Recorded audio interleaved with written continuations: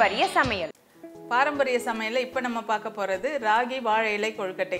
ராகி வாழை இலை கொழுக்கட்டை செய்வதற்கு தேவையான பொருட்கள்: ராகி மாவு, வெல்லம், தேங்காய் துருவல், ஏலக்காய் தூள், நெய், இந்துப்பு. ராகி வாழை இலை கொழுக்கட்டை எப்படி செய்யுதுன்னு பார்க்கலாம். இப்போ என்ன பண்ண போகிறோம், இந்த மாவு ராகி மாவு இருக்கு இல்லைங்களா, அதை நல்லா வறுத்துக்க போகிறோம். வறுத்துட்டு அதுக்கப்புறம் நம்ம வெல்லத்தில் இந்த மாவை கொட்டி அதாவது தேங்காய் துருவல் இதெல்லாம் கொட்டி நல்லா கிளற போகிறோம். ஃபஸ்ட்டு வந்து மாவை வறுத்துக்கலாம். 1 கப்பு மாவு எடுத்திருக்கேன், அதை வறுத்துக்கலாம். வறுத்தாதான் அந்த கொழுக்கட்டை வந்து சாஃப்டாக வரும்.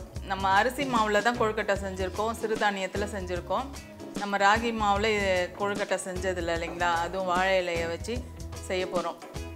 இப்போ இந்த வாழை இலையில் நோய் எதிர்ப்பு சக்தி அதிகமாக இருக்குது. அதில் வந்து நம்ம அதில் வச்சு செய்யும்போது அந்த நோய் எதிர்ப்பு சக்தி அதோட அந்த சூடில் வந்து அந்த வாழை இலையோட சத்து வந்து இந்த கொழுக்கட்டையில் இறங்கி அந்த வாழை இலையோட வாசனையாகவும் இருக்கும், அந்த சத்தும் நம்மளுக்கு கிடைக்கும். இன்னொன்று, இந்த வறுக்கும் போது அந்த மாவும் நல்லா சாஃப்டாக கிடைக்கும். நல்லா வறுத்துட்டு அதுக்கப்புறம் செய்ய போகிறோம். இப்போ வந்து இது வேறு பாத்திரத்தில் மாற்றிடலாம்.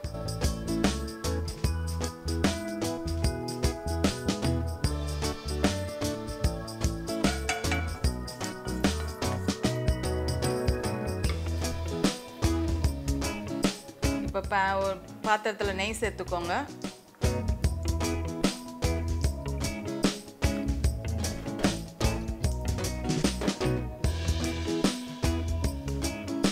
இதில் வந்து தேங்காய் போட்டு நெய்யில் லைட்டாக வறுத்துக்கோங்க.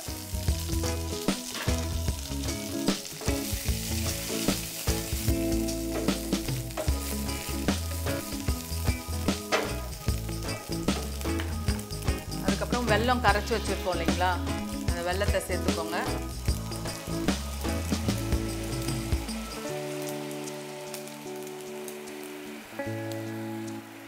ஒரு கப்பு ராகி மாவுக்கு 3/4 கப்பு வெல்லம் சரியாக இருக்கும்.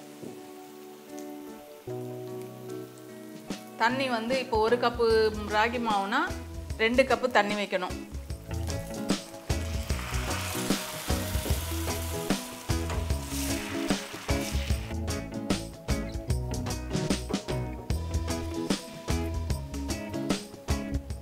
ஒரு பிஞ்சு உப்பு சேர்த்துக்கோங்க. அது கூடவே ஏலக்காய் தூளையும் சேர்த்துக்கோங்க. சேர்த்துட்டு தீயை ஸ்லோ பண்ணிவிட்டு வறுத்த இந்த மாவை இதில் கொட்டி அப்படியே கிளறிக்கிட்டே இருங்க.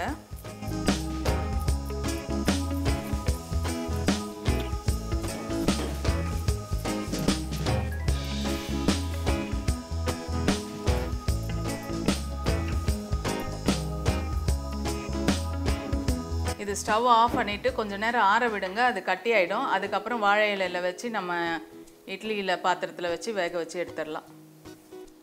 இப்போ மாவு ஆற வச்சிட்டோம், தண்ணியையும் சூடு பண்ணிட்டோம். நம்ம இப்போ வந்து வாழை இலையில் மாவை வந்து கொழுக்கட்டையாக பிடிச்சி வைக்க போகிறோம். அதுக்கு ஃபஸ்ட்டு நெய்யை கையில் தடவிக்கோங்க. நெய் தடவிட்டு ஃபஸ்ட்டு உருண்டை பிடிச்சிடலாம்.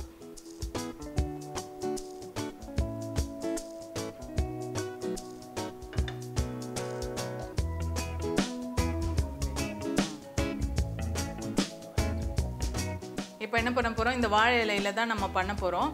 வாழை இலையிலையும் கொஞ்சம் நெய் தடவிக்கோங்க.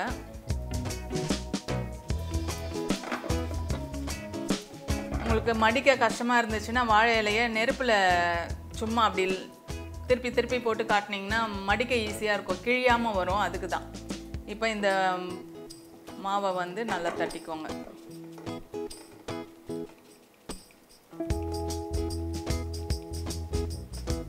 தட்டிட்டு அப்படியே மடிச்சிருங்க. இந்த பக்கம் ஒரு மடிப்பு, இந்த பக்கம் ஒரு மடிப்பு.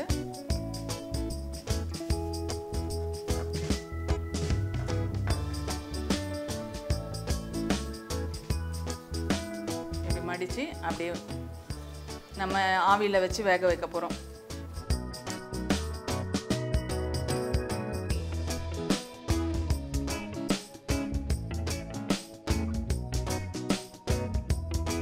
இப்போ அந்த மாதிரியும் செய்யலாம். பிடி கொழுக்கட்டை இருக்கு இல்லைங்களா, அந்த மாதிரியும் இப்படி வச்சுட்டு நம்ம வாழை இலையில் அப்படியே சுருட்டி வச்சிடலாம்.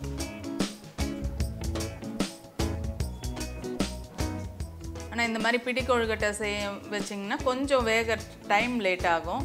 அந்த மாதிரி மெல்லிசா தட்டி வைக்கும்போது சீக்கிரம் முடிஞ்சிடும். இப்போ நம்ம வந்து ஆவியில் வேக வச்சு எடுத்துடலாம்.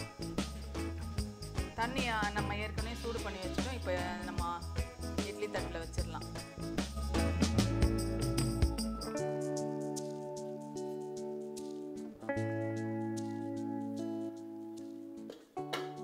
இது அப்படியே ஒரு 7 நிமிஷம் வெந்தால் போதும். ஏற்கனவே நம்ம மாவு வந்து நல்லா கலரி வேக வச்சு தான் எடுத்துருக்கோம். ஒரு 7 நிமிஷம் வெந்தால் போதும்.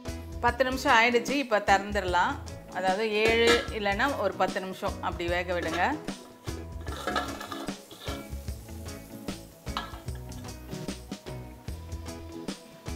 ஸ்டவ் ஆஃப் பண்ணிடுங்க. ஆஃப் பண்ணிவிட்டு இப்போ எடுத்துடலாம்.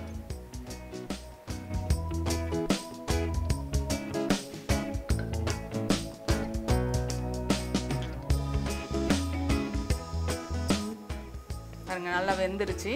இது தொட்டால் நல்லா வெந்திருக்கணும். இந்த மாதிரி வெந்த பிறகு எடுத்துருங்க.